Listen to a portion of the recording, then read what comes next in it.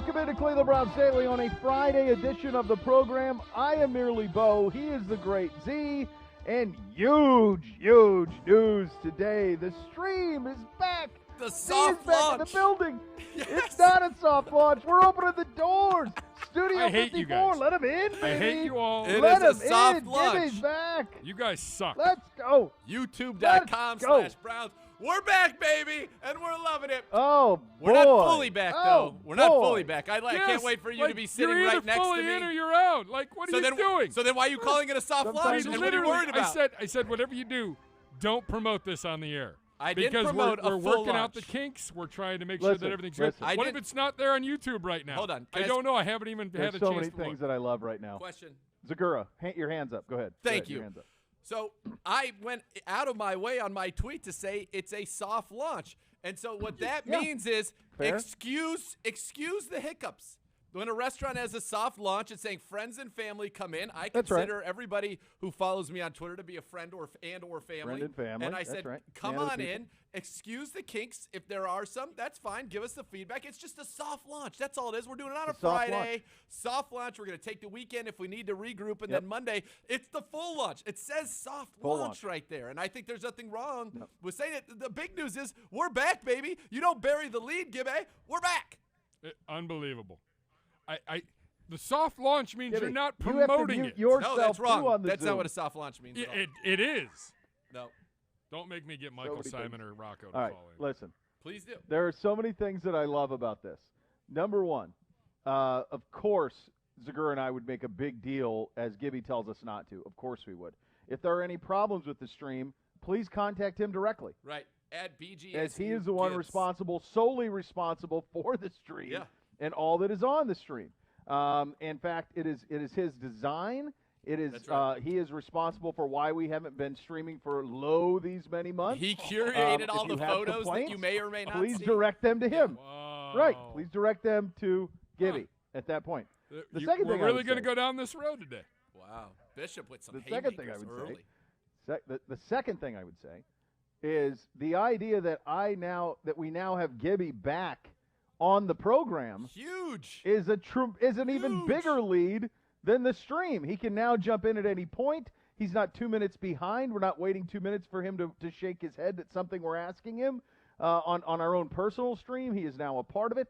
That is huge news. The show is better now with the return of Gibby. The third thing I would say is if there is one person who is the most adamant about muting, it is Gibby. There's one person who's not muted. Gibby. It's like because we're Gibby. back here, he forgot all the things that he had to do. He doesn't have the Zoom room. He's like, but you're here. He doesn't mute all of our mics. We both had to mute our own mics, which we did because we're We had to mute huge our own bees. But it's like we're Right. back. He thinks he's going back to 2019. He's like, we're back like it's 2019. gosh. But no. Yep. Nay. 2021. All No. I'm trying to do is just get us on the air. We're 24 on the hours air. ago, we did We not are. have the The ability to feedback do is that from the crazy. studio. They're saying And we now can't have wait for the Thank you. real Back. launch. Running. They said the soft launch is unbelievable. Change nothing. Yeah. We can't bring Bo back in the studio so that we can have all that merriment. But Bo's happy could be where a he is while. in the mean streets of Hudson. Just trying to make it work, dude. Here in Trying. Akron, trying to make it work. Yeah. I don't. Hopefully that is something that happens soon where we can get back. I would like My it. hunch is July. I'm thinking July would be I a don't good want you time. back. Take that. Wow. Jeez. Yikes. Oh gosh, this is great. So you're back. This is beautiful. We're You're back. back in studio. Nacho Donut The says stream it is back. there. It is on YouTube. I am watching it right now. Yes, finally. There you go. People are so What do you want? It's just Iron Will's fired up. Everybody is. Brown's therapy. He's going nuts. It's happening. Soft It's launch. beautiful. Schmoff launch. Let's go. We got to get my head on that TV behind you. Yes. That way That's- I'm kinda That's in what there. I'd like. It's like, Gibby, I know you run the graphic department too. Will you get my head? Can you graphically go ahead and Photoshop my head on that Oh, I'll TV put your so it head seems on a like I'm back graphic. in there? let's make this a I'll put your head on a triple graphic. triple pane, and the middle pane is Bo, Yeah. like live. That's right. Or and if not, at least can we get a cardboard cutout of Bo to sit in a seat so I could be like, oh, Oh, wonderful. there he is, Fantastic. handsome.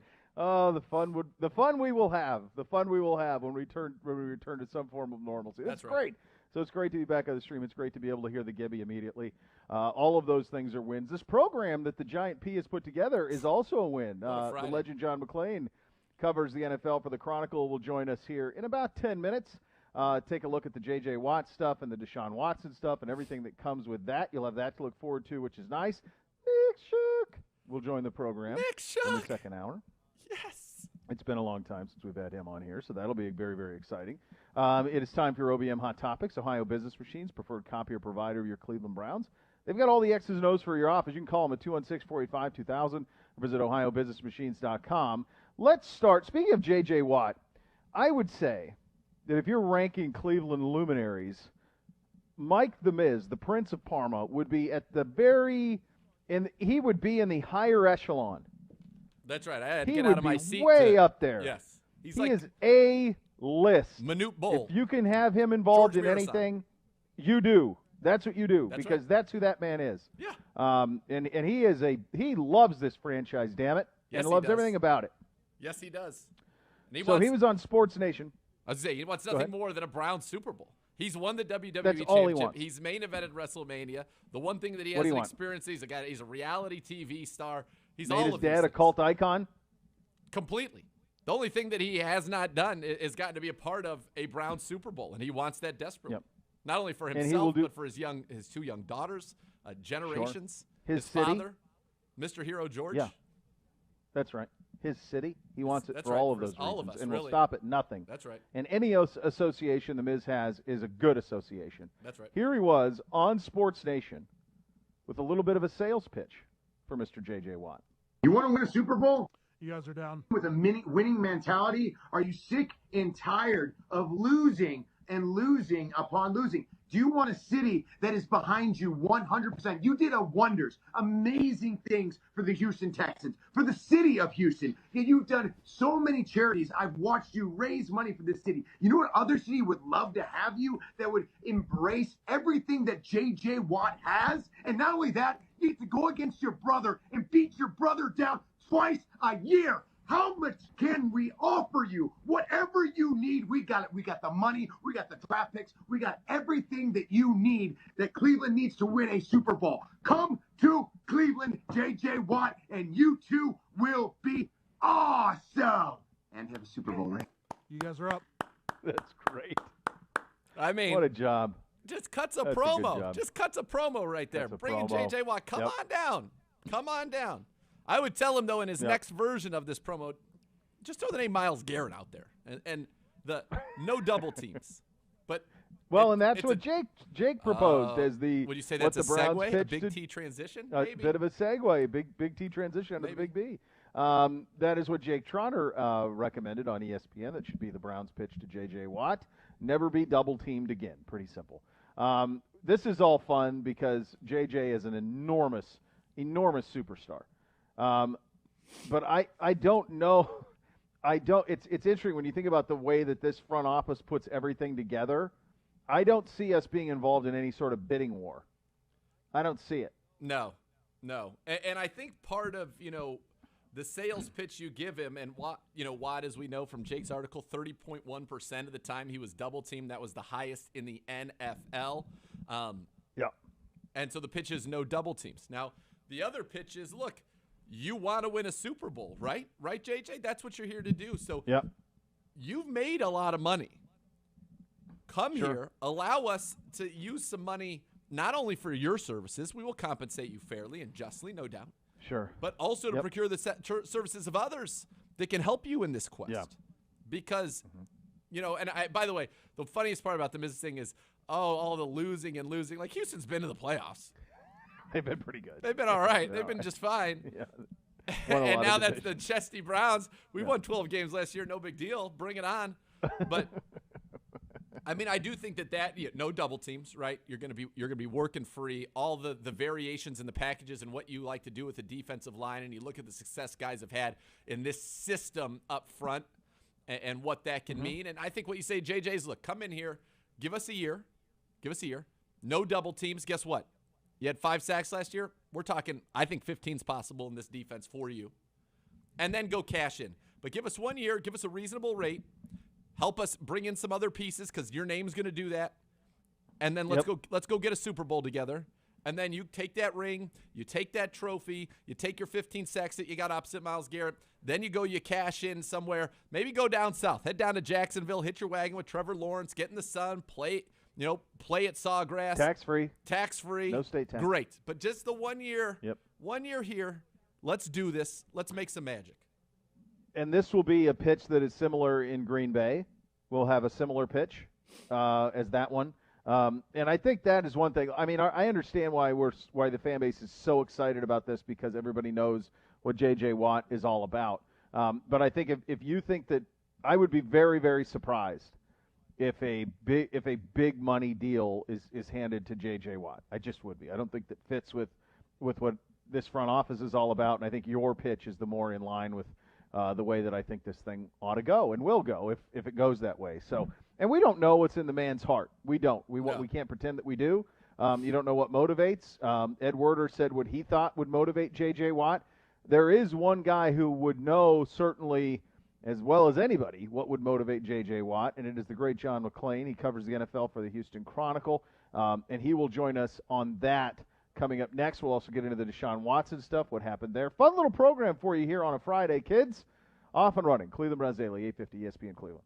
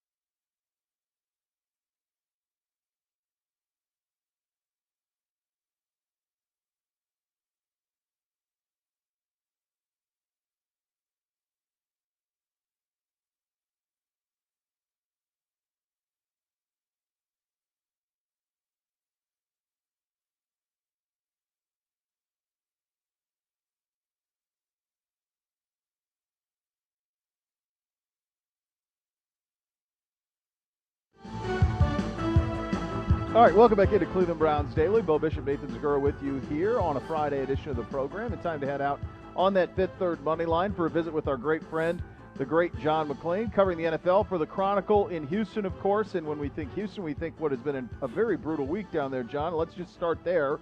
How are you? What is the situation like down there? Well, it's an unprecedented freeze that Houston has had that lasted for days. We've had cold weather before. Usually at this time of the year, it's in the high 40s. It'll be back up to 60 tomorrow, but it was 26 this morning.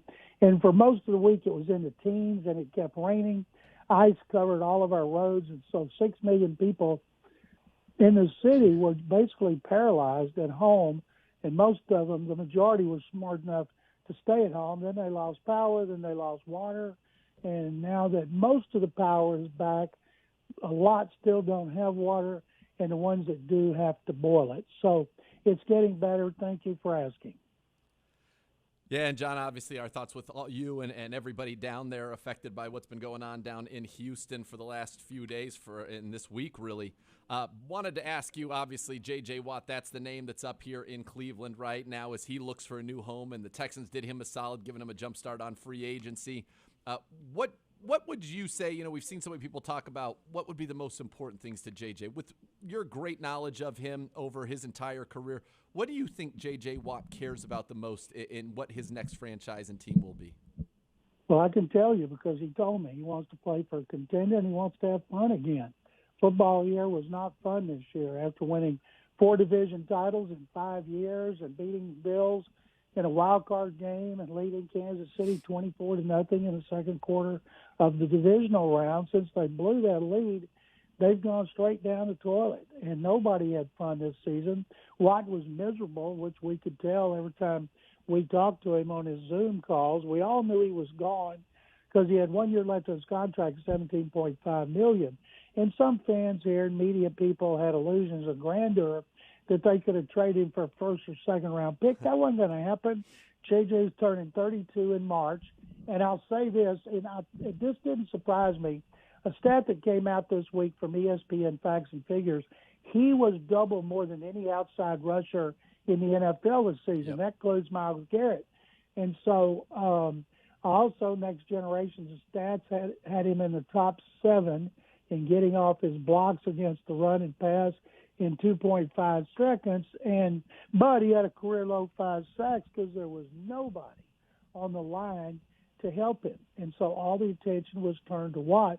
The last time he had anybody on the other side to help him was Jadeveon Clowney in 2018 when they went 11-5. He had 16 sacks, and Clowney had 9. And Bill O'Brien traded Clowney to Seattle, and there's been nobody. So I'll guarantee you if he could have somebody like Myles Garrett playing on the opposite side of him, that would appeal to him. The Browns are a contender. Money will not be the primary objective of where he signs. He's made, over $125 million. He's made a fortune off the field, can make more. But I don't see him. He wouldn't sign with a bad team that has a lot of cap money. Now, if it comes down to the last 2 or 3, say it were Cleveland and Pittsburgh, then they would probably get into a money thing, and the Steelers don't have it. And that's why I don't think he'd go to where he would like to go the most, and that's play with his brothers for the first time. But Steelers, as you guys know, They got a lot of cap problems. They don't need defensive linemen. They don't need defense. They need offense to work out their Big Ben issue. So I put the Browns in there. The one that I believe is the leader would be Tennessee. Titans were 11-5. He knows Mike Vrabel really well. They had a great relationship here. He knows defensive coordinator Shane Bowen real well because he was here. And they needed defense. They had only 19 sacks last season, and their defense was mediocre, and they tried to improve their pass rush with Clowney and Dick Beasley, and that didn't work out. Plus, the owner, Amy Adams Strunk, was the first owner other than the McNair family to donate to Watt's Hurricane Relief Fund, and she gave $1 million early. And that prompted a lot of other sports owners to give Watt $1 million for that fund.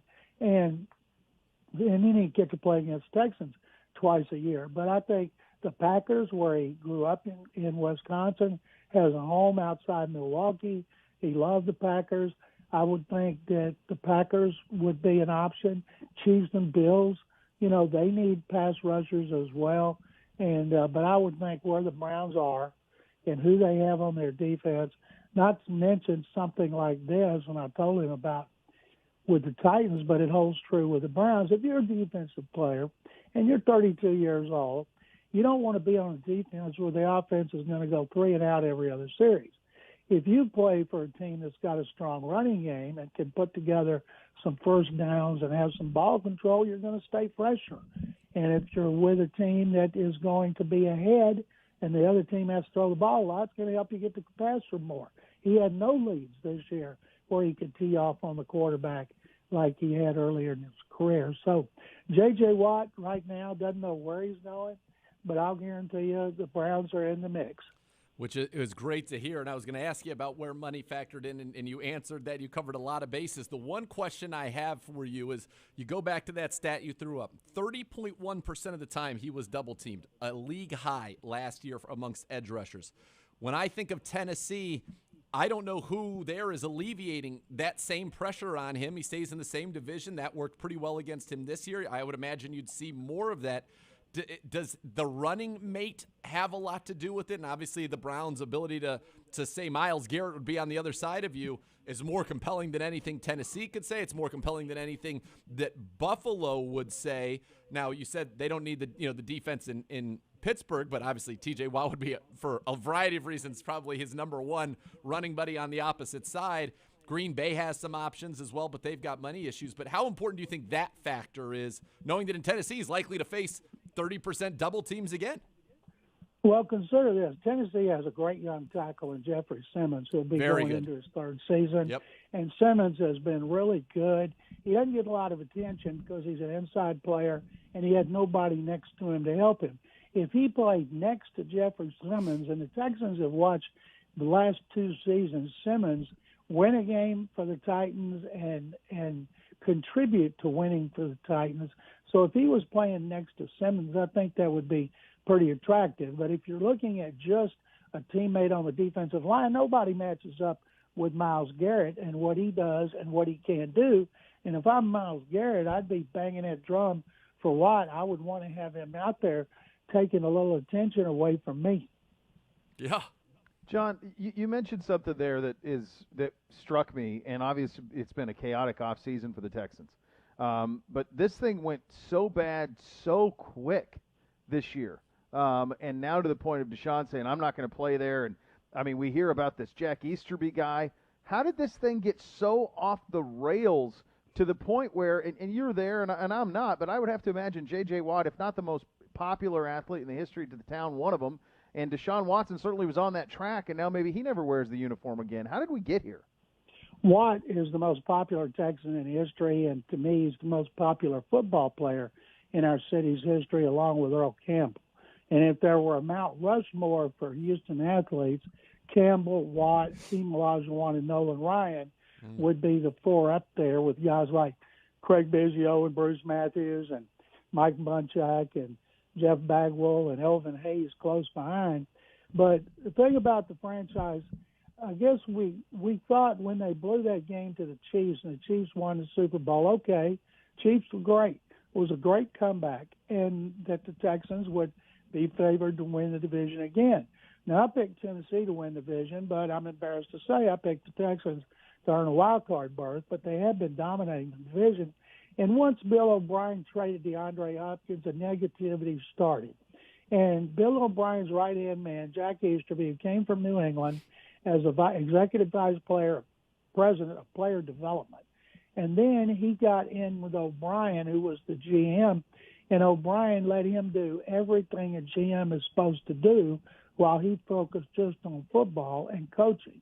That man, he was over like 8 departments. And then he started getting involved in personnel with O'Brien. And O'Brien told us constantly in the media how closely he and Jack Easterby worked, and they made joint decisions.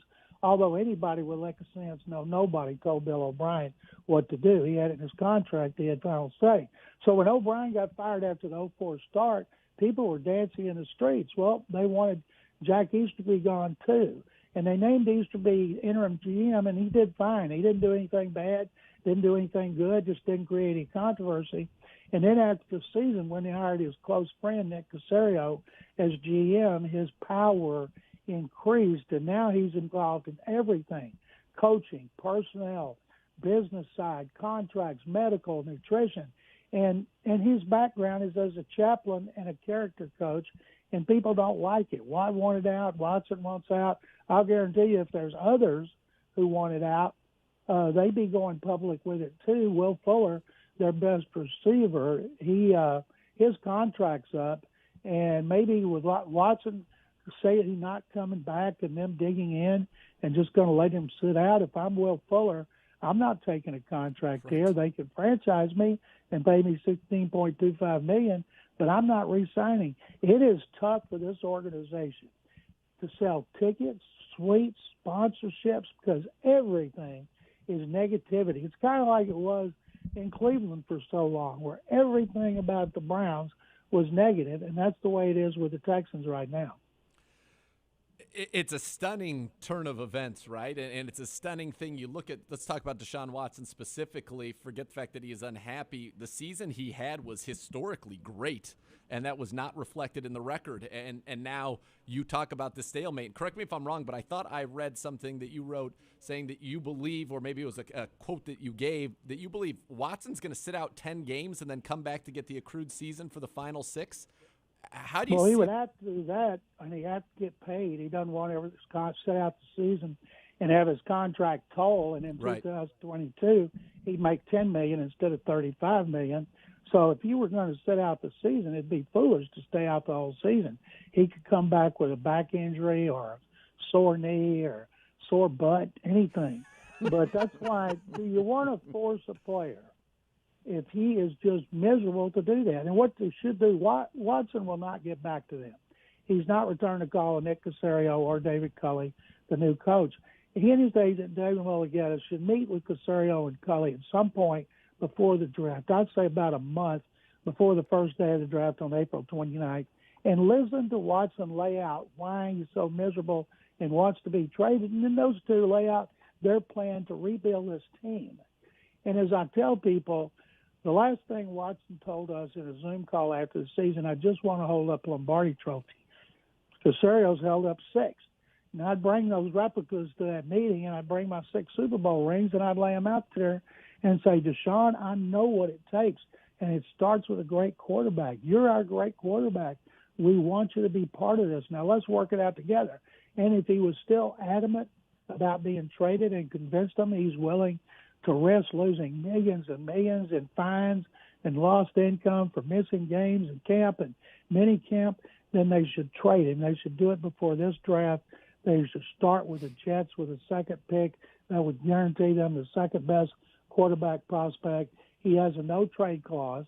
Robert Saleh was one of the coaches he wanted the Texans to interview, and they didn't. Plus, he'd be in the media capital of the world. He would be loved by everybody, and he'd be the most popular and the best quarterback for the Jets since Joe Namath. Yeah, I mean, that lays it all out. I guess the question becomes, what's your gut on this? Do they find a way back? The Texans, no. I think this time next year, Texans will be getting ready to make the first pick in the draft. Yeah, so no Watson, and you think this ends without him there. And I keep waiting, John, you keep hearing about Carolina and these offers. The one that seems like they would have the haymaker would be Miami. Obviously, they have all those first-round picks, including ones from Houston. Wouldn't that be the team that you'd say, if you're going to put something together, it's Miami who could do it? Oh, well, the Jets got a lot more than the Dolphins do. And the whole key about Miami is last year at New England, they needed a quarterback. So, Nick Caserio studied all the quarterbacks. What does he think about Tua Tagovailoa? If he thinks Tua is a franchise quarterback, it would make sense to do that deal. But if he doesn't, you got to get the second-best quarterback. I would even call Urban Meyer. And I would say, Urban, you've had to retire twice because of health reasons, so you're not in this for the long haul. So instead of watching Trevor Lawrence develop, how about take a proven product? But I think Watson would exercise his no-trade clause because I don't think he's interested in a rebuild in Jacksonville. But as far as Miami, to me, you start with the Jets. Jets have 2 number ones this year, 2 number ones next year. They got all two twos They got Quinnen Williams. I keep writing a deal with the Jets. They should include Quinnen Williams. And if the Jets want to get rid of Sam Darnold, take him too. Play him until the second overall pick is ready, then trade him for a pick at the trading deadline to a team that has injuries at quarterback. And by the way, Sam Darnold could be great. And what is he, 23? I mean, he's still young. 23. In his own right. And he's been, listen, Ryan Tannehill will probably tell you getting away from Adam Gase is great for a quarterback's career, as you guys well know. Well, that one AFC thing about South. him, he had his best season when one of his backups was Josh McCown. And people up there tell me McCown had a great influence on Darnold, and now McCown is here. So say they had Darnold included in the deal, use the second overall pick on BYU's Zach Wilson, and maybe Darnold plays well and they let Wilson watch and learn. But if not, then maybe they could get a pick for Darnold. Excellent stuff as always, sir. Yes. We appreciate your time so greatly, and thanks for giving us a little bit of it today. Hope everything gets better for you guys down there. Hey, my pleasure, guys. Congratulations on the Browns season. Good luck to the Browns in the off season. The NFL's better when the Browns are good, and you guys know it. Thank you. Thank you, That sir. is- Be that is safe. great. He is the best right there. Reminder, all guests to appear on Cleveland Browns Daily do so via the Fifth Third Money Line, Fifth Third Bank, making Cleveland Browns Daily a Fifth Third better. It seems to me like if I'm the Texans, I probably just hire him. It's like you have pretty good scenarios laid out. This is what I'm going to say. This is what I'm going to say to Deshaun Watson. I'm going to pray my That's trip. how you do I'm all gonna of it. call up Urban. It is Yes. interesting. If you're Deshaun Watson, let's try to look through his eyes for a second. Are I'd the go to Jets Miami. more appealing than Miami? No way. No way. First, I want Miami. There it- I want that roster. I want Yes. Flores. I want Florida I want taxes. no state tax. I Sun. want South Beach. I don't want to deal. The Jets have struggled and been a wayward franchise for a decade. I would not. No, I would say that's the part of it is he has the power. So, and the only thing I would disagree with John on is, I mean, to me, the Jets would be a total rebuild too. I mean, they were the worst team in the NFL by Yes. design. They are a total rebuild. If you get rid of 4 first-round picks, you're in and the Quinn same and spot Williams, you're in. right? And Quinnen Williams, you're in the same spot you're in now in Houston. So I would want no part of that. Agreed. To me, I would think choice number one is Miami by far. Carolina is intriguing if they don't have to give up too much to get you, Yes. because Yes. that division is intriguing and it's closer to home and all of that, and they've got some really nice young talent. But choice one is Miami by 100 miles for me, from his perspective. I agree. And I'll say this. If you were to do the deal and get Sam Darnold, you got Josh McCown there, as we talked about, and we know what a great guy he is from his time here. This is I think you have to think about selling that second pick, right?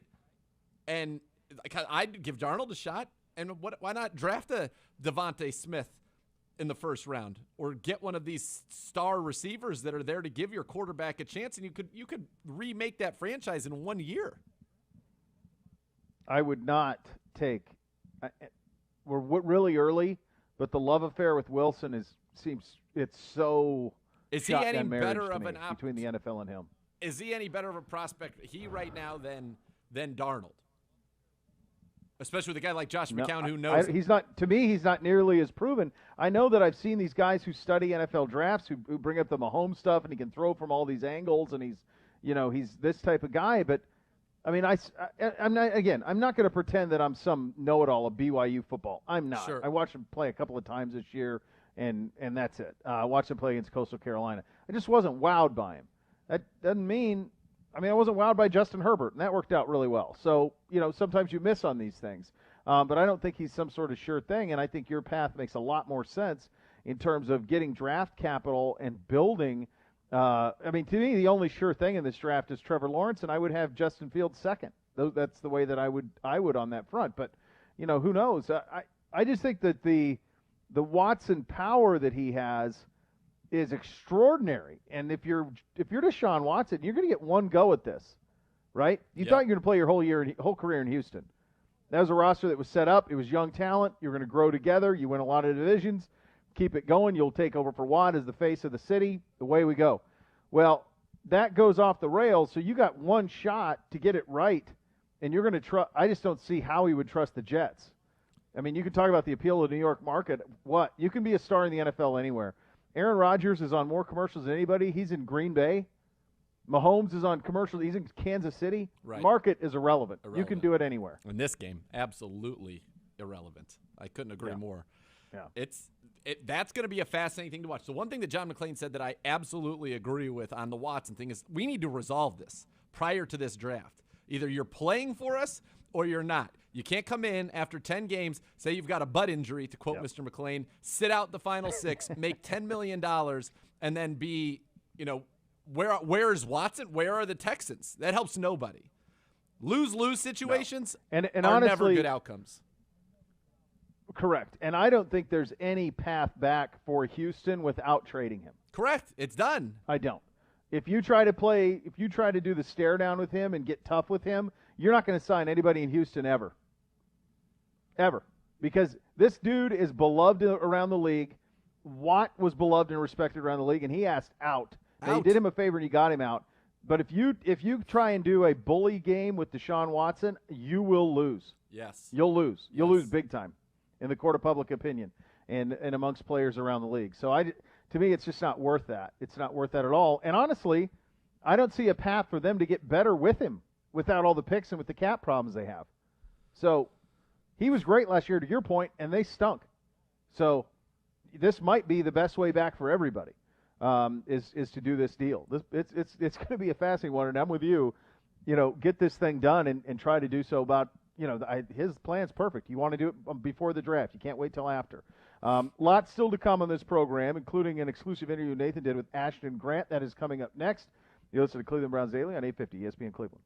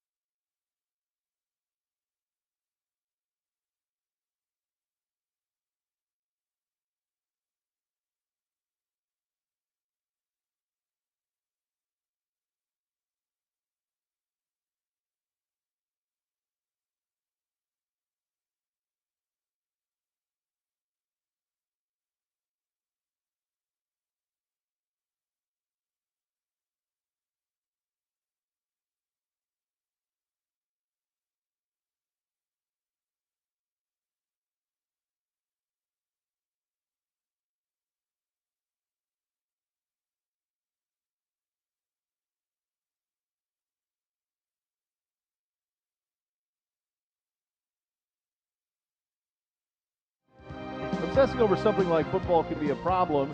If you're obsessing over gambling, it can be dangerous. Do something to take your mind off. If you want tips on how, go to keepitfunohio.com for great ways on how to keep gambling fun. All right, Nathan went one-on-one with Ashton Grant. Who is Ashton Grant, you say? Well, he was named the first-ever recipient of the Bill Willis Coaching Fellowship in 2020, which the Browns created for a rising minority coach with a focus on offensive side of the ball. The Browns created the fellowship to provide opportunities and experience to minority coaches who have historically faced barriers in their pursuit of entry-level positions and promotions. And so, here is Nathan and Ashton.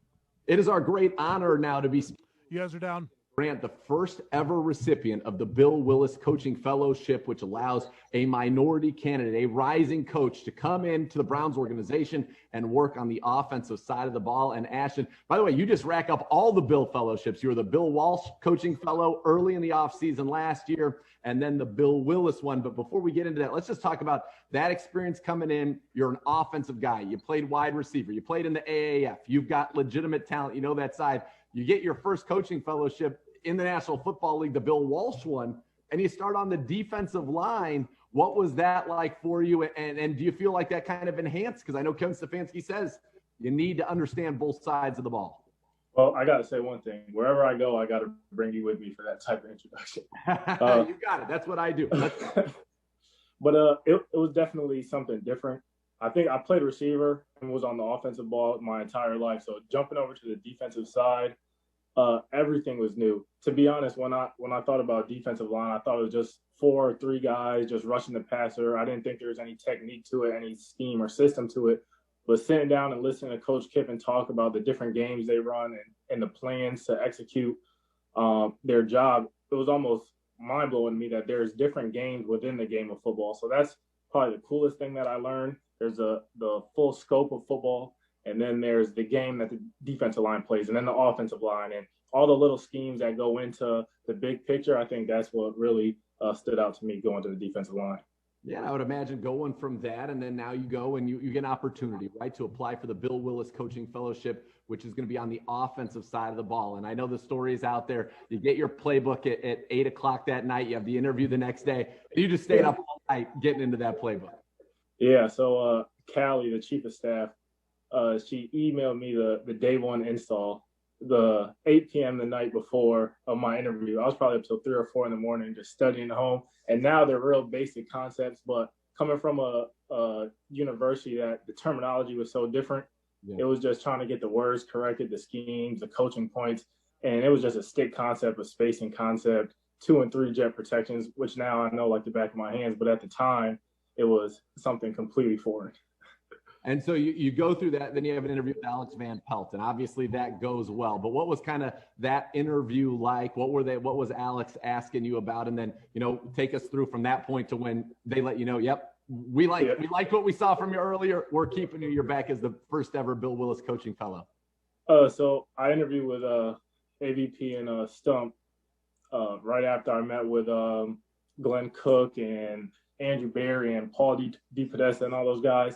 And it was really more like a laid-back conversation. And it wasn't like I was teaching him the install or he was teaching me. We're just conversing over past stories about football. And then we talked over the spacing concept and the things he liked about it and why is a staple in the offense and things of that nature. So it wasn't kind of like a test. It was more of a conversation, which was pretty neat. And then you find out, where were you when you found out you got the news that you were back going to be here for the full season? So funny story about that. After I did the Bill Walsh, they sent all the Bill Walsh participants some gear. So I had like a nice crew neck sweatshirt. And I told my mom, I said, if I get the Bill Willis, you have to take my picture with this sweatshirt on. She goes, okay. So I'm at my father's house. He lives the next town over. I'm hanging out with my brother. My brother is like putting together his motorcycle parts or whatever. I get the call from Coach Stefanski. And he tells me that I got it. And I'm so excited. I'm like, all right, Sean, I got to leave. I drive home. My brother's name is Sean. I drive home. My mom's using the restroom. So I'm sitting in the living room. I got my sweatshirt on. And she comes out the bathroom and she sees me in it. I'm like, you ready to take my picture? And she absolutely loses her mind. It was pretty awesome. I actually have a video of her coming out the bathroom. It was pretty funny, but that was definitely a highlight of it was awesome. So you get this, and so what did that mean for you? What did you get to come in? What did you do? What were you working on the offensive side? So when we got in, I was kind of like a quality control coach, controlling the quality. But I would like make sure that the scripts were ready to go. AVP was scripted up. I would make sure that all the hashes made sense and things of that nature. I would handle the pass list, the run game, and the pass game and things of that nature. So, I mean, Baker would text me every single day, Ashton, you got the pass list. Ashton, you have the third down list. Ashton, red zone. I was in charge of the call sheet. So every day, Coach Stefanski's like, Ashton, where are we with the call sheet? Can I have this? Can I have that? Just all those like little things that might go unnoticed. But I took a lot of pride in doing that type of stuff and getting into those guys in a timely manner. And so hopefully my role will expand this year. I know I'll be doing some playbook stuff. So we'll see how that goes. But that was mostly what I was in charge of. And then wherever I was needed, if guys needed help in the training room, the equipment room, I mean, I try to help wherever I can. So when you're on a staff that's got guys like Coach Stefanski, Alex Van Pelt, Bill Callahan, Chad O'Shea, 4 guys who had called plays in the NFL on the same staff, 4 former NFL offensive coordinators, what was it like to be around so many different offensive minds with different backgrounds, different inputs? Because I think the product we saw on the field this year was really a collaboration and an amalgamation of all that knowledge. For you, what was that like to get to kind of be a fly on the wall in those meetings?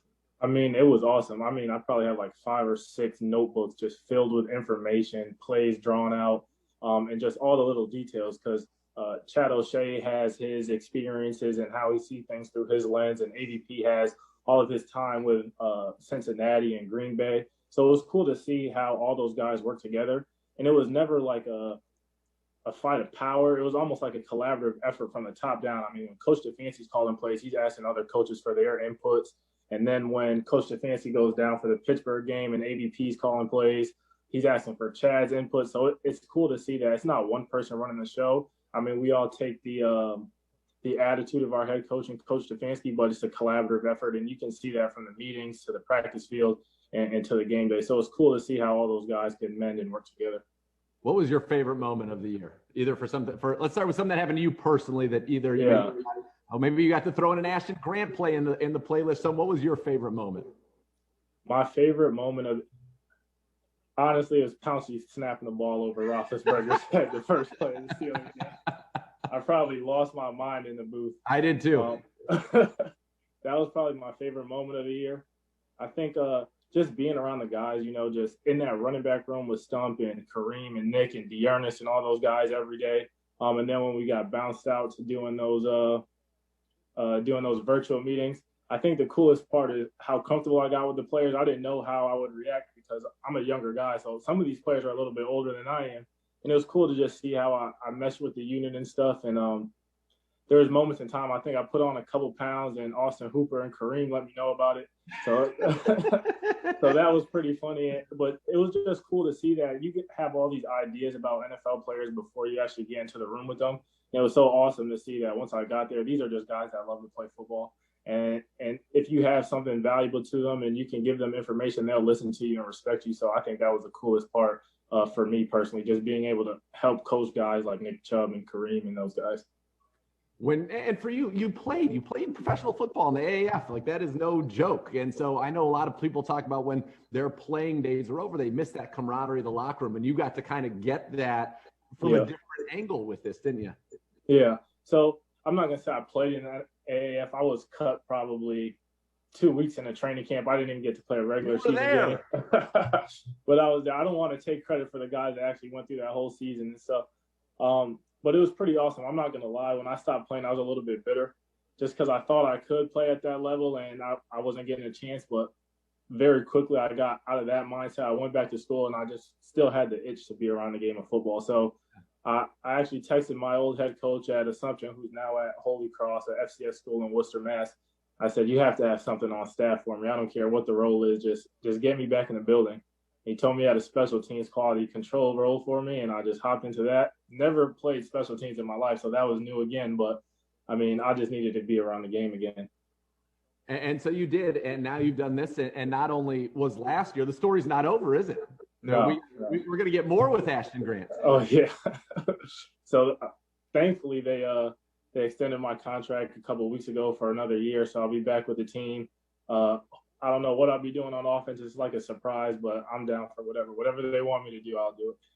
Well, and this is very exciting. And, here we are. It's Black History Month, and we're talking about the Bill Willis Coaching Fellowship. And for you to be the first one and know kind of the history of this organization and what it's meant, and really even the modern history of this organization and its empowerment. You were here during, all the social justice movements, and to see, an ownership group like the Haslams, and to have, Andrew Berry as the youngest general manager ever, and just all the diversity in this building. Does that mean a lot to you to be, have the name of a Hall of Famer, a Cleveland Brown on your fellowship, and know just kind of that it's a part of something bigger and more important in this league and really in society?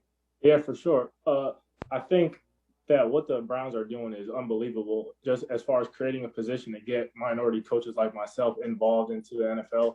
And I think it takes a lot of, for lack of a better word, it takes a lot of lack of ego in a sense, because it's been such a way for such a long time. And I think for Kevin Stefanski and the Haslams to go out of their way to create a position for someone who might not look like them or might not come from the same background, I think it means a lot for them to go out of their way and kind of start this position. So, and every day I wake up, I think of that, and I think of the Bill Willis Coaching Fellowship. And I actually went to the Hall of Fame a couple of weeks ago with Callie to see her showing, and I stopped by the Bill Willis showing and just took a couple pictures and just really understood exactly what my role was and how I was the first, but hopefully not the last. And we keep rolling with this thing. So I think we're moving in the right direction. And I also wanted to say thanks to the Cleveland Browns for putting something together, because you don't hear about this a lot, about guys going out their way to help some minorities out. So this is pretty cool. And is that something that kind of struck you about Coach Stefanski? You talked about, no ego, right? And as a first-year head coach, a first-time head coach, you'd imagine they want to say, well, this is how I'm doing things. This is the Kevin Stefanski. Yeah. Yet it seems from everybody I've talked to, I mean, I know Chad O'Shea, who was won Super Bowls in New England, was just blown away by the way that Coach handled everything. Just that lack of ego, that inclusiveness, and that there's no hierarchy of thought. If you have an idea that is valuable, he doesn't care where it comes from. He wants to use it. Now, funny story about that is probably week 2 or week 3, we installed a play that I didn't really understand. And you hear all the horror stories about NFL coaches and quality control coaches. You don't just walk into their office. I knocked on Coach Stefanski's door and walked right in and started asking him questions. And mind you, I'm still a little bit naive. This is only my 3rd year coaching. So I don't know like the exact hierarchies. If I have a question, I thought that it would be cool to go get an answer from the guy that calls the plays. So I just knocked on the door and walked in. And he sat me down and walked me through the play and the progression and what the read was. And when I walked out, some of the other QCs were like, did you just walk into the head coach's office? And I was like, Coach Stefanski was actually real cool about it, brought me through the talking points, taught me the play, taught me why it'll work, why it might not work. And I walked out of there learning. 1 minute.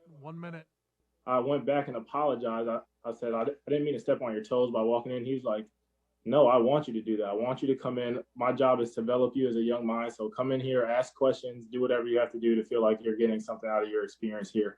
And then that just blew me away from the guy right there. That's awesome. And I think that's pretty cool. Listen, I don't know how much of the Browns history per se but you came in and you got to be a part of something incredibly special here. Yeah. I mean, really incredibly special. 30 is one of the reasons that we were there. And I think that we're in for a great sure. shape. And I love that, Kevin Stefanski is our head coach. Andrew Berry's our general manager. We got Depot. We got all these great guys, AVP, Chad, everybody. And to have you be a part of this as well, and to turn that Bill Willis Coaching Fellowship, the first one ever, and them saying, we want more. We want more of it. Stand by. Pretty awesome. So, Asher, congratulations. Thank you so much for the time. And looking forward to seeing you in Berea this fall. Thank you, too. See you guys soon. You guys are up. Man, that was great out of Nathan. Great job out of Ashton as well. Reminder, all guests who appear on Cleveland Browns Daily do so via the Fifth Third Money Line, Fifth Third Bank, making Cleveland Browns Daily a Fifth Third better. Still a whole hour left, including a visit with Nick Shook. Much more still to come. You're listening to Cleveland Browns Daily on 850 ESPN Cleveland.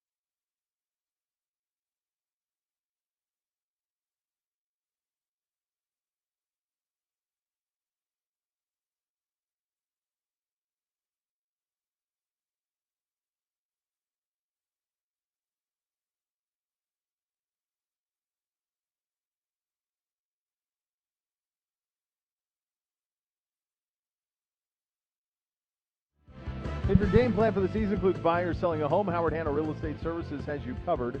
Visit howardhanna.com/go Browns today for more. Gibby informs me that football is back this weekend. I think there was a game last weekend, too, just a one game off on the FCS front in college football. Deion Sanders makes his debut as the coach at Jackson State, and he was pretty bold this week. He said, we're coming for your 4 stars, that the HBCUs are coming for your 4 stars. I remain dubious to believe that will actually happen. What? You're going to have a lot of last chance use stuff is going to happen probably at Jackson State, but there won't be a lot of first run 4 and 5 stars going there. Why? Sticking around. Why are they playing a game now? Am I missing something? Is this So this is the old 1AA, okay? and they opted out. We didn't play 1AA football in the fall like the Power Fives did because they didn't have the ability to test. Now I don't know what the heck has changed. I don't know if they all of a sudden have the ability to test or we just don't care. Right. Because obviously those kids aren't being vaccinated. So I don't know if we just don't care about it anymore. I have no idea. But all of those are playing in the spring rather, and it started. There was one game last weekend, and then a lot of them start playing this weekend. But the schedules are all over the map, and the end date to finish it, if I'm not mistaken, is like late April, early May. So the season is going to be really crazy here. And honestly, if you're like Trey Lance, guys of that caliber should be playing. But many of them, I'm guessing, have opted out and have decided to go pro. So it's just going to be really strange. And it speaks to how lucky we are that the SEC said, no, we're playing. Because if the SEC wouldn't have played college football in 2020, everybody else would have probably followed the Pac-12 and the Big Ten. But the SEC stuck to it and played so because of that you have a season. Remember, if that doesn't happen, I don't know what happens with the draft. Yeah. I mean, I don't know. I don't know if the NFL moved the draft. My hunch was that the NFL would have moved the draft to make sure that there was a college season because they would have benefited from seeing those kids play too. But who knows?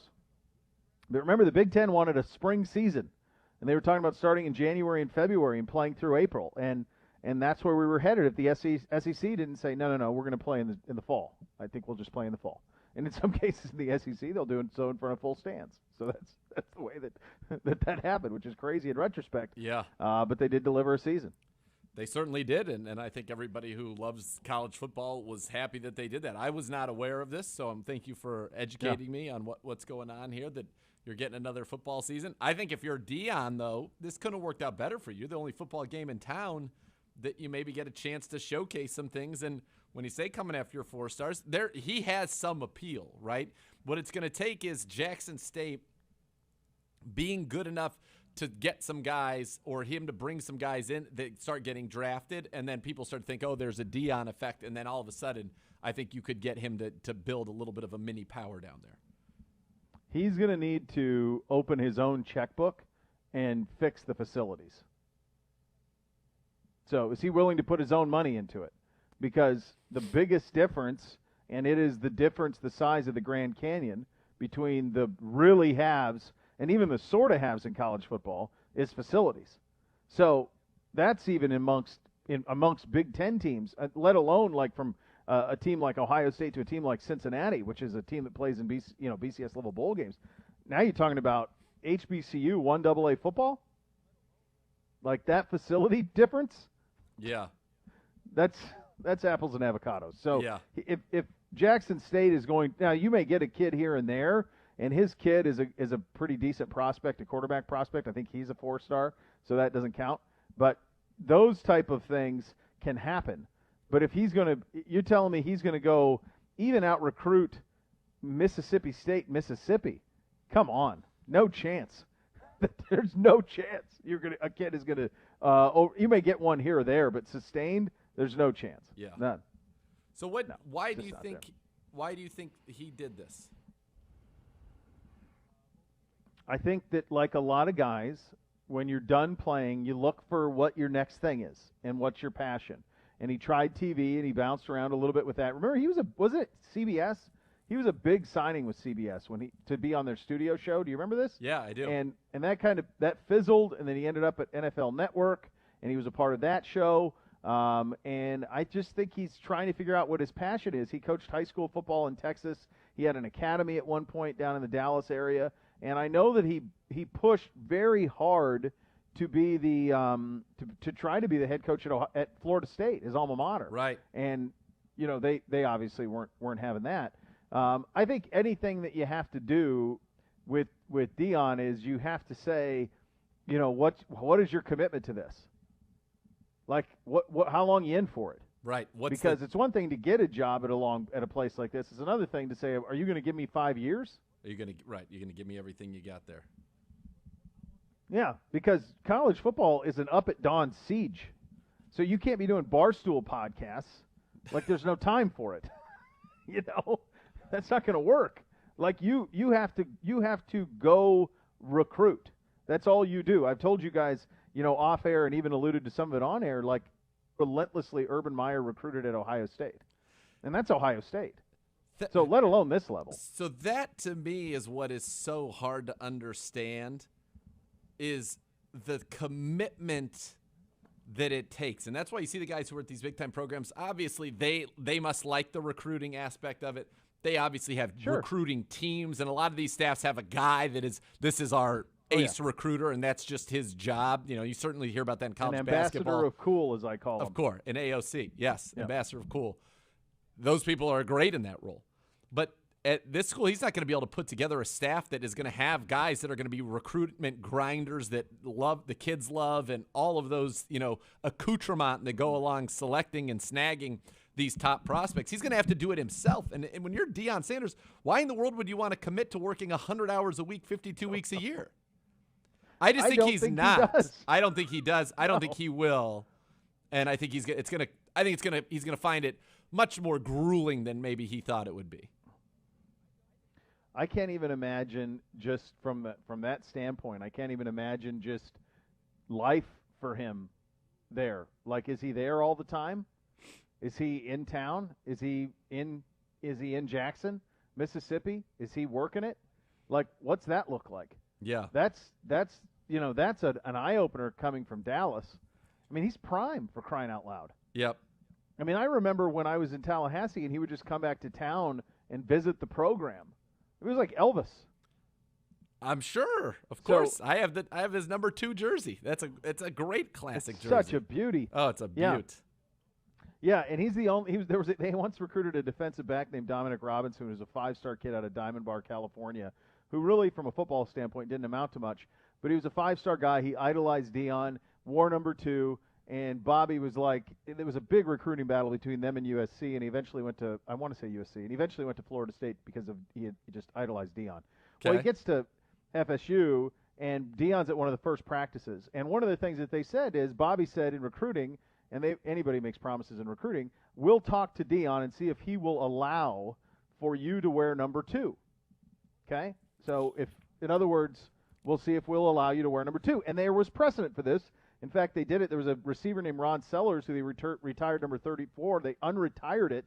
So a recruit named Ernie Sims, who played for the Lions and the Cowboys in the NFL, a linebacker, could wear number 34. They unretired it. And ironically enough, both Georgia and Auburn, so that's Bo Jackson and Herschel Walker, both offered to unretire 34 for Ernie Sims. He was the number 1 recruit in the country. They both offered to unretire 34. All 3 of them did. FSU did, and he wore 34. So there was some precedent for this, right, of unretiring a jersey for a player. So long story short, Deion comes to a practice, watches the practice. We interview afterwards, ask him if he was going to give Dominic Robinson his blessing, and he just shook his head and said he ain't ready. And that's it. And that was it. He was right. He didn't have the foot speed. And that was it. So you're telling me a guy who's in that level is going to be like grinding at Jackson State? I don't see it. I don't see it at all. The great Nick Shook, who grinds on a daily basis for the NFL.com, will join us coming up next. You listen to Cleveland Browns Daily on 850 ESPN Cleveland.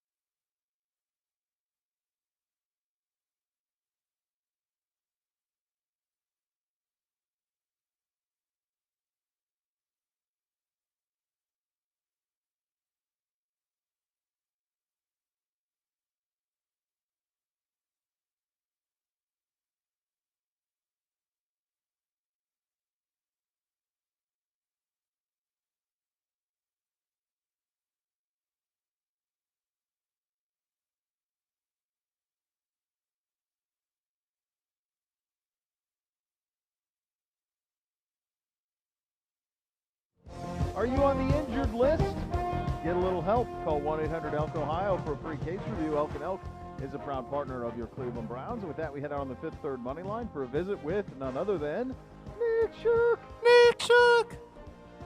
Calling in from the NFL.com on the Fifth Third money line. How you doing, buddy? I'm great. How are you?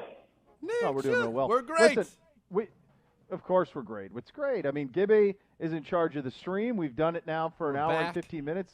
Shook, it's the first time in a long time we're back. Again, all complaints, we really request that you push those to Gibby. And they have been complaining. All of it. People thought that we would use this time off to get an off-on-air button. Off-on, nothing.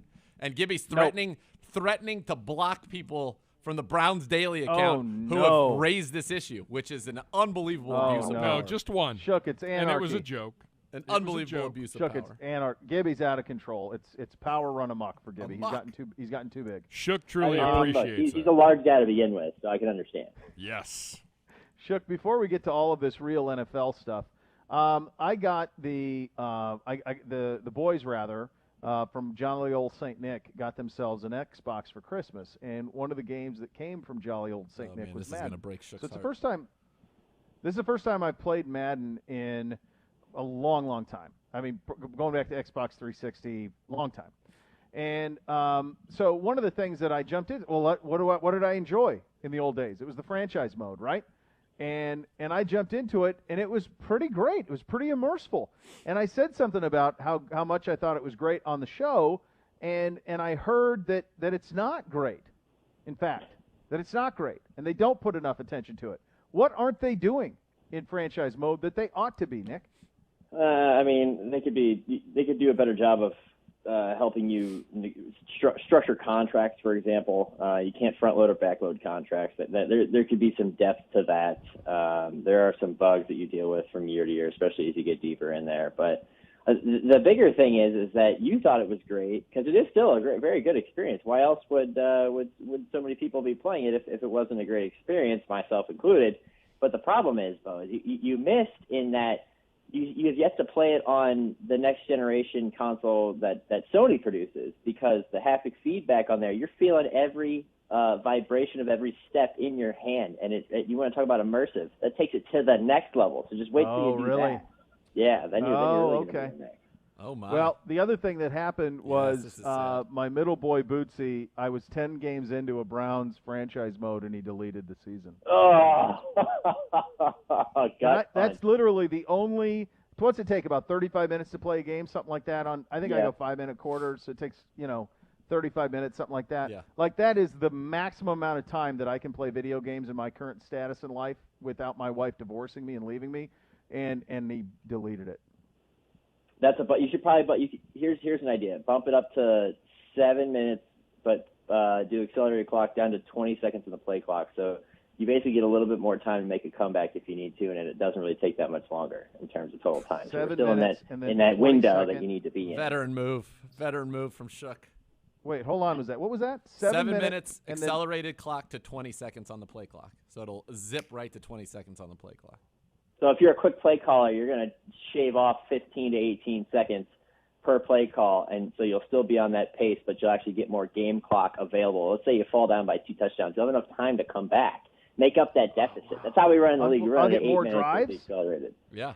You'll get another possession or two, yeah. For some stats, for when you're going for Coach of the Year and offensive 7 minutes, for MVP. 20-second accelerated clock. Okay, Boom. Good to know. I legitimately wrote it down, Shook. You'll be proud. Excellent. That's really all I wanted to talk to you about. The rest of it's up to Zagura. All right, Shook.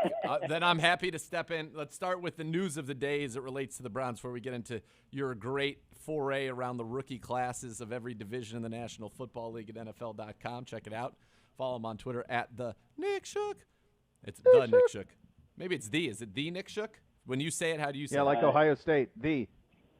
I mean, I would prefer there's no the or the in it at all, but I can't get at Nick Shook because that's owned by a pastor in Indiana who blocked me like 9 years ago.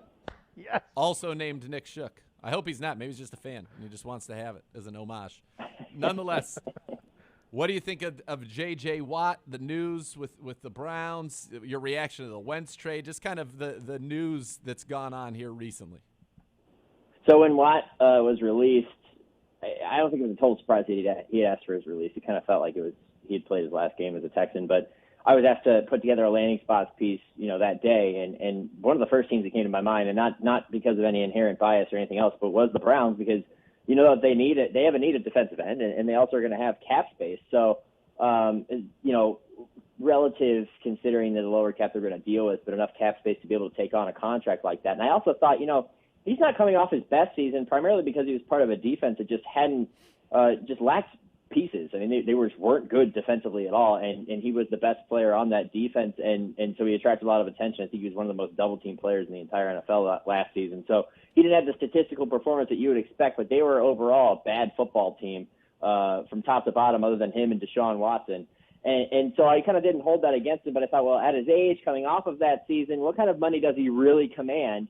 And that's when I thought, well, then they could definitely fit him in the salary cap. So that was one of the teams I thought would be the Browns in a good landing spot, and how they could immediately replace what they're going to lose in Olivier Vernon on the defensive end, and play him opposite Myles Garrett, and really allow him to get some one-on-ones, because you can't double both of them if you want to be a productive offense. So I thought, that could be a good fit. I think there's some other teams that could be good fits, but one of the ones that make the most sense to me right now without having to do too many salary cap gymnastics is the Browns. Because if you talk about like the Steelers and the Packers, they got to clear some money. The Steelers are deep in the hole right now and got to do a lot just to get out of, being over the salary cap as it's projected at $180 million or potentially more. That's basically the floor now.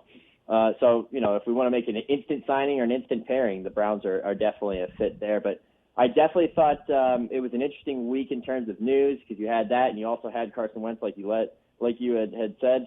That trade I thought fit exactly where I thought he should have landed. If we had to pick fifth, I didn't like him in Chicago. I didn't think that was the right move for the Bears, kind of a lateral move for them, if anything. Whereas he can go to Indianapolis, he could play for Frank Reich, a guy he knows who could make it more comfortable for him. He's going to play behind an offensive line that's way better than it was in Philadelphia for the last year and a half due to injury. Now, they got to replace Anthony Costanzo at left tackle. That's going to be a big hurdle for them in the offseason. They'll have to address, especially with, again, that lower cap. But overall, this is an offense that I think Carson Wentz will feel pretty comfortable in, and he won't be dealing with as much pressure as he dealt with in Philadelphia. Plus, you know how it is. You get a change of an environment, a new start, and you can see wonders. So I think if he was going to be put in the right situation to turn things around and get his arrow pointing upward when it's been pointing sharply downward for the last year and a half, Indianapolis is the perfect place for him. Yeah, Nick, and Z, too. I was talking to Chris Long about this morning, about Wentz, when he played with him in Philly, and he said the fit in Indy isn't just the on-field, but you can disappear in Indy. Yep. It's not a up at dawn siege Monday morning. What did you do on 3rd and 7 on sports talk radio like it is in Philly? Like you can live a little bit. I mean, it's a North Dakota dude. Like I think there's a chance for him to really thrive there. I don't know if you'll ever see what he was, the first 11 games in his second season. Who knows? But you can get to the guy who was 2 years ago was pretty dang good. I think you can get there pretty quickly. I love that deal for the Colts, and I think it's a fit kind of in all angles, Shook.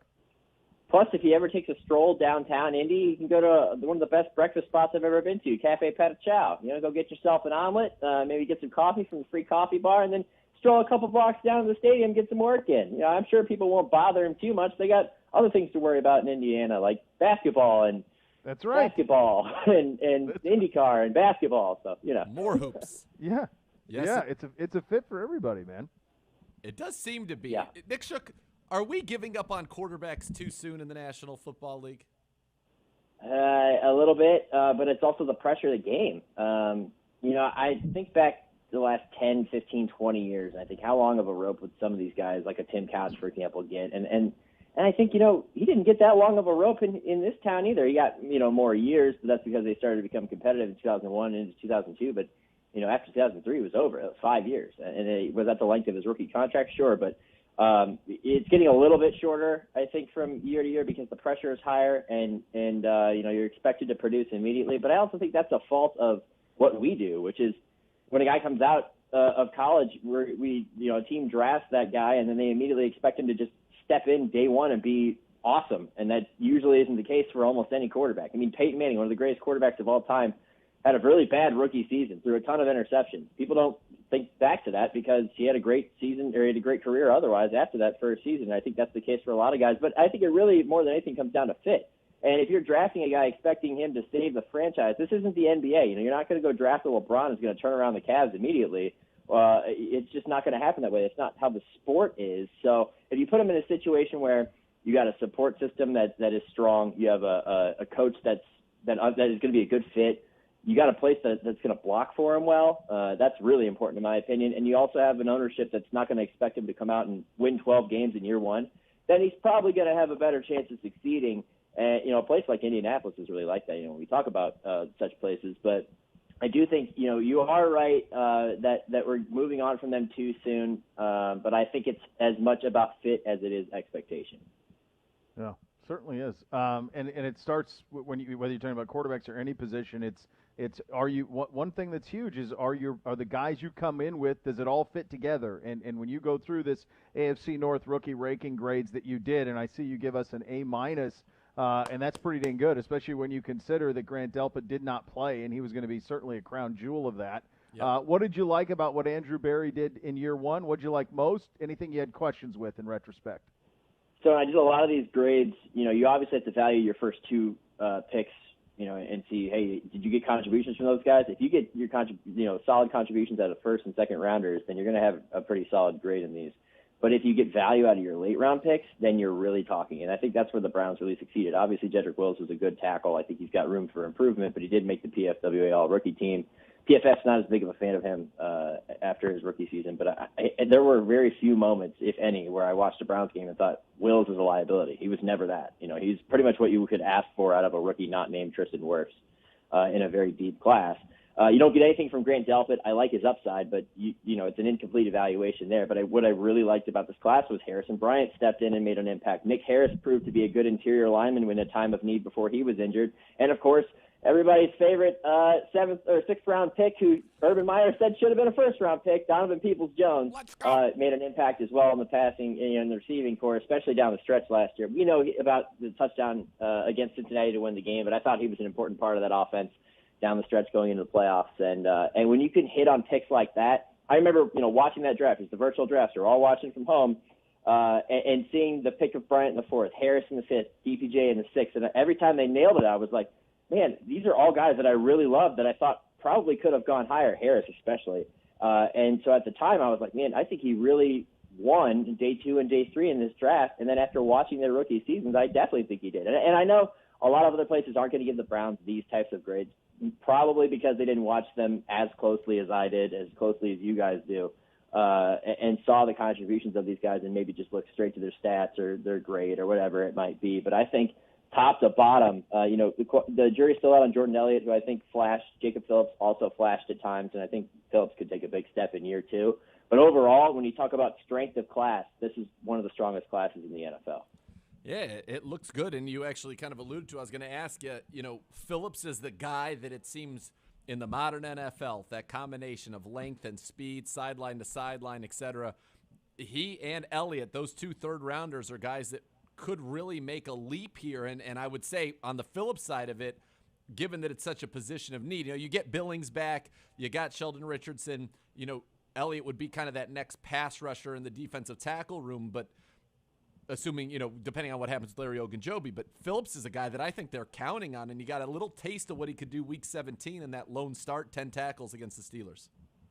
Yeah, you could be 4 deep at defensive tackle, but I agree completely when you talk about Phillips. He's somebody that we didn't see a ton of early in the season, and I think you expect that from a mid-round rookie of his caliber. But when he was on the field and when he did play, like you said, later down the stretch, he made some plays where they might not, end up in a highlight package, but, his closing speed, his length, like you said, where he's able to get to guys in space and cut guys down in the open field or limit them to gains of maybe 3 or 4 when it could have been 10 or 11. That's really what stood out to me this year and what bodes well for him going forward, because as he adjusts to the speed of the NFL game, he gets more comfortable in the same defensive system and continues to grow as a football player. Those skills are going to carry with him. They're going to go from year 1 to year 2 to year 3, and he's just going to keep building on it and become an effective linebacker. He only played 9 games last year. Imagine what he does in a full season in a bigger role. I think he'd be one of those guys who makes a big step in year 2 and then makes the potential leap in year 3. Nick, what do you make? We were talking about the AFC North in the rookie classes and everything that everybody put together there, and a lot of stars drafted into this last year. And you go into last season, you would have thought, and Nathan and I felt like this is the second best division in football behind the NFC West.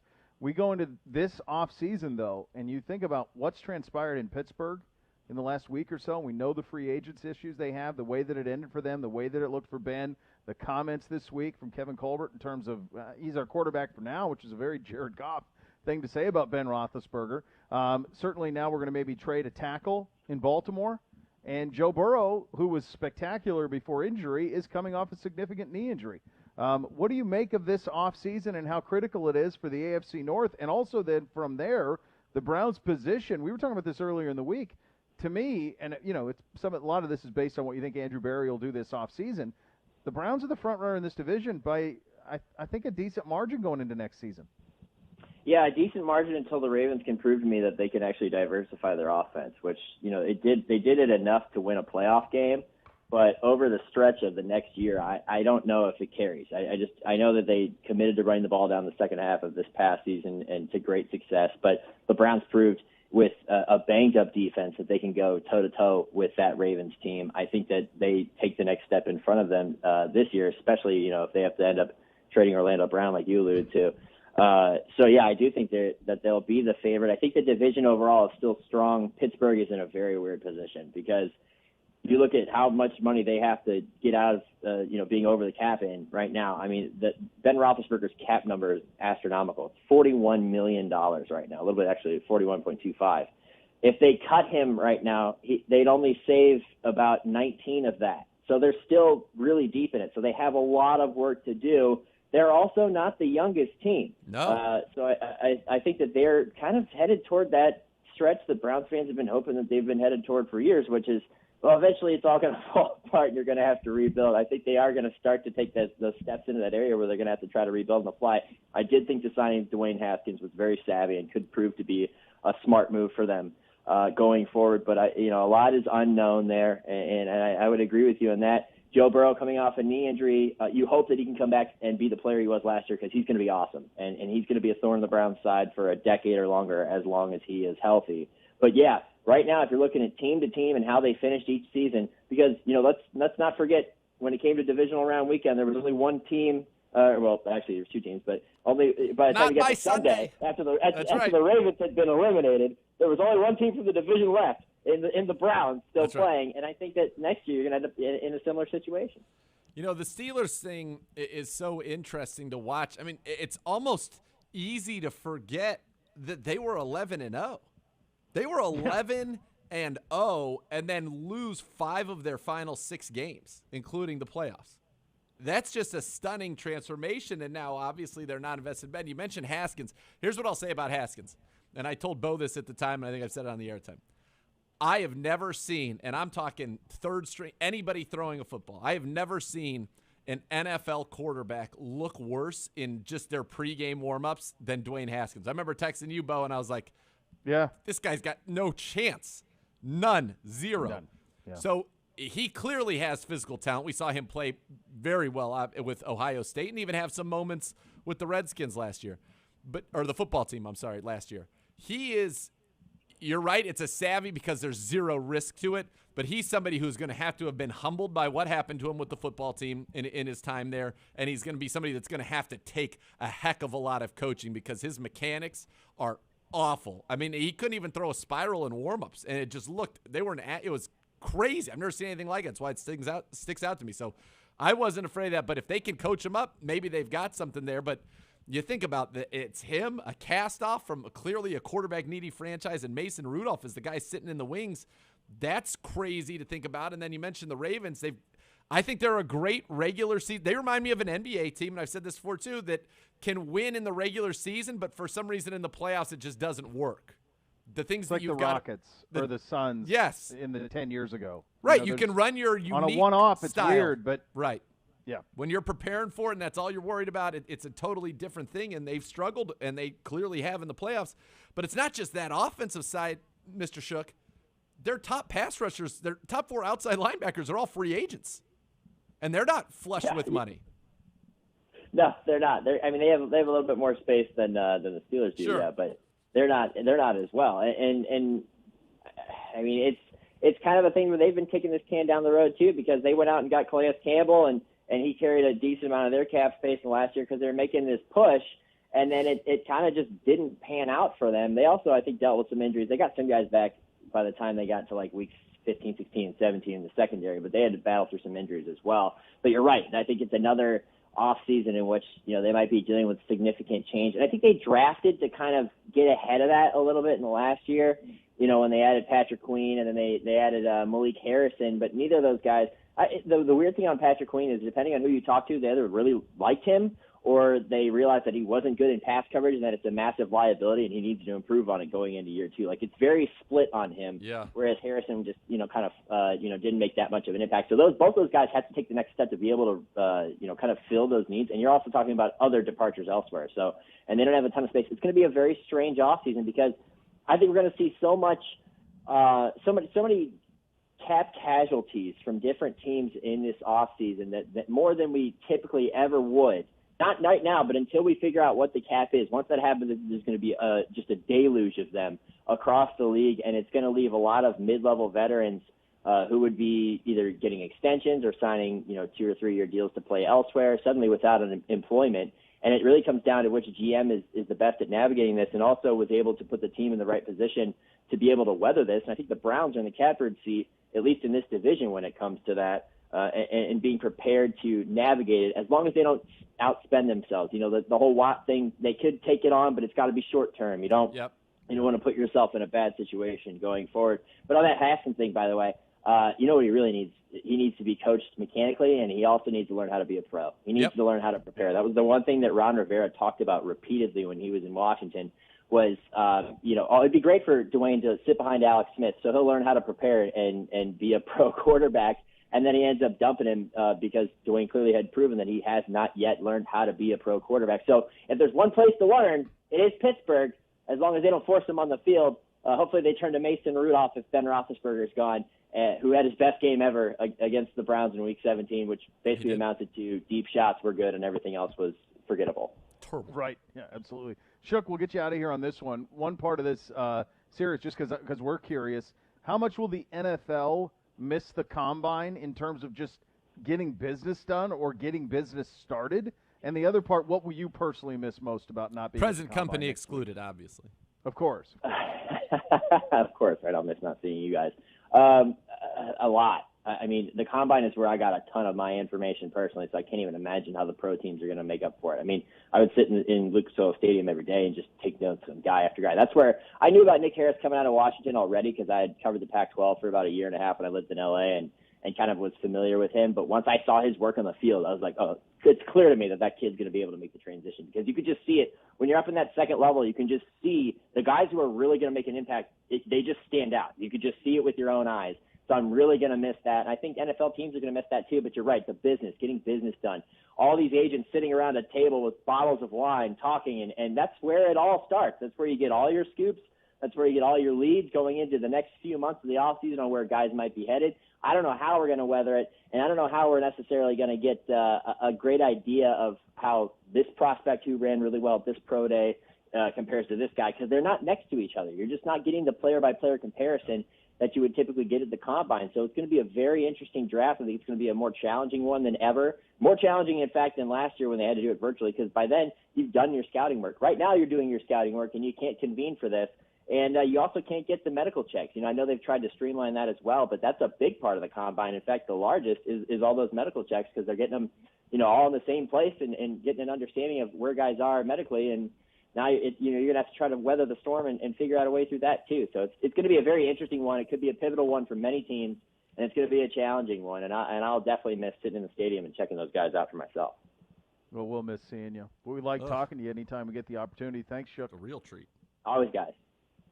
That's our buddy Nick Shook. Nick Shook. NFL.com. He called in on the Fifth Third Money Line. Reminder: all guests who appear on the Fifth Third on CBD do so via the Fifth Third Money Line. Fifth Third Bank, making Cleveland Browns Daily a Fifth Third better. Much more to come. You're listening to Cleveland Browns Daily on 850 ESPN Cleveland.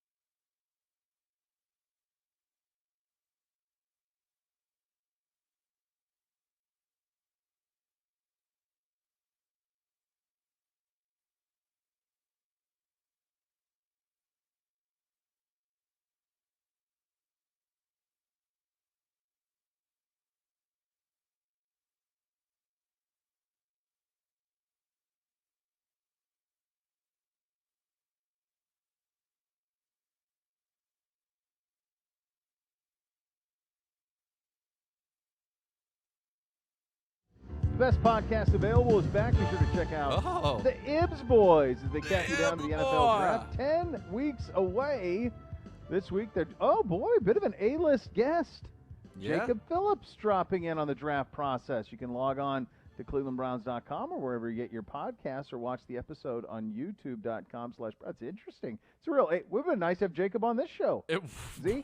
Boy, I been thought the nice. same thing. On this program. Boy, would it. Yeah. We had our Would've guy been fun to Taki have Taki Winners on go here. to the better shows. Oh, it's, Oh. I love how you, that Oh. is your show, which tells you all you need to know. Like, you're the big P on this show. This is your show. And I do my best to line things up for y'all. I think what I heard him just think I say is do that all the right. BPA is better. Better. Than Not CBD. worse. Not worse. The BPA is Yeah. a The centric BPA is better. show. Better. What does that a even better mean? show than this show. It is centered on one thing, which is the draft. And like it's I've done many BPAs in my day when old Well, Clune, last year Clune was- gets the Call in. call and last and there year was was just and you're getting the call again next week. You just don't know it yet. now I feel like Week I do. two? I feel like I do. Yeah. Week 2, you don't call in Clooney in September. What do you mean? First save of all, that for hold on. sweeps, Jimmy. That will be week 3, and I will have been gotten the call on week 1. No, week 2. Next week's week 2. I've already done one of these for this reboot. I've already done one, and then I missed one when I was on talking vacation. about? You did one. Are you talking about the playoff? That's the 2020 season. We're now in 2021. Okay, whatever. There have been You're 3 getting the call week BPAs 2. done in the year in our year, the year of our Lord 2021. There have been 3 BPAs done. There have been 2 done. I'm sorry. I've done one of them, and I will now do 2 of 3. I think Do my actually math. you did 2. You did 2. I've done 2 already. Yeah. So I will have done 3 of 4. Yeah. 3 and okay. 4. Yeah. 75%. Wow, I don't- you're not even a guest The star private anymore. education coming into play. Good job. What a You second may ago all you of were a sudden telling me I have been haven't done credits. any of them. This is like Wednesday night taped all over again. I You don't know what may, you're talking about. you may end up in the credits. Like Yes. Clooney never went to the credits. Like he was always, guest star. Now you can't have you going No, into we the always credits. shout I'm in the we always- open now. I'm in the We open. always shout him out now. I'm a part You're of in the the open? Yeah, I'm in the open. Oh my So, gosh, yeah. you're jumping, you're I frolicking bet I won't around be in the any of fountain. the advertisements, but I'm in the open. You're not in the open. Oh, I'm in Wow. the open. Sure I am. Yep. They flash my face first thing you see actually now. It's crazy. It's amazing. I'll Absolutely make sure that doesn't happen next week. So Still so much more to come. let me real quick shout out to Real quick. at Boneflinger on Twitter, Todd Blocker. He said, "So is this stream soft launch like Gibbe Saturday Night Live recorded on a Wednesday?" Interesting. Still so much more to come. You're listening to Cleveland Browns Daily on 850 ESPN Cleveland.